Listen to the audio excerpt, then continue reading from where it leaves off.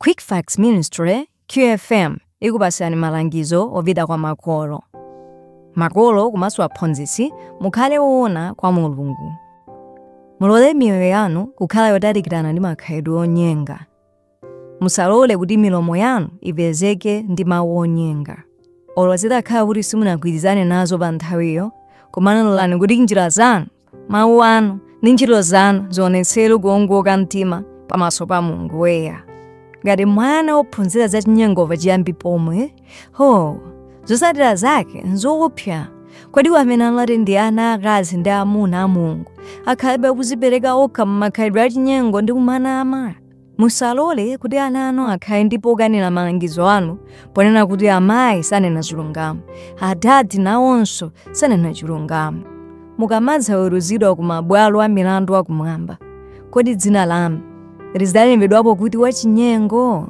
Kodi anama azasokonekera mwa zitsanzo za iwo amene amayenera kuwatsogolera mu njira ya choonadi? M'malo mwake, kodi simulola kuti mphamvu ya kusintha ya Mulungu ilowe mu mitima ya azimayi ndi azibambo lero? Kodi simuloleza Mzimu wa Mulungu kuyika chizindikiro chake pa ana anu? Inde sitingayembekezere kuti ana onse akhala opanda chinyengo, komano pali choopsa kuti kudzera mwa kusazichita bwino zinthu, makolo awononga kuona mtima koma kukanayenera kuonekera mu zomwe mwana akudutsamo experience.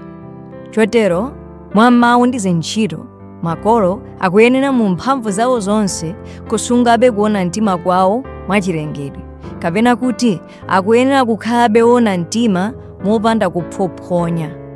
Pamene anawo akukula, sakuyenera pa nthawi ina ingakhale pang'ono kudzalidwa mbewu yomwe ibweretse chinyengo kapena mabodza ndi kunama, zomwe zibale khalidwe la kusadalirika. Makolo ayenera kukhala zitsanzo zakuona mtima, chifukwa limeneli ndi phunziro lomwe liyenera kuphunzitsidwa zenizeni tsiku ndi tsiku mu mtima wa mwana. Ndondomeko yosasinthasintha ndi yomwe isogolere mzochitika zonse za moyo wa makolo, makamaka ofuna kuphunzitsa ana. Buku la Miyambo limati, ngakhale mwana adziwika ndi ntchito zake, ngati ntchito yake ili yoyera ngakhale yolungama. Mayi amene satha kusiyanitsa pakati pa chabwino ndi choyipa, komanso amene sasokonezedwa ndi Ambuye, akhoza kuphunzitsa ana ake kukhala achinyengo ndi onama. Makhalidwe otere akapitirira amakhala ovuta kuwasiya, kotero kuti kunena bodza kumakhala monga mwachilengedwe ngati mene anthu timakumira mpweya. Chinyengo chitengedwa ili kukhulupirika ndi choona. Chotero makolo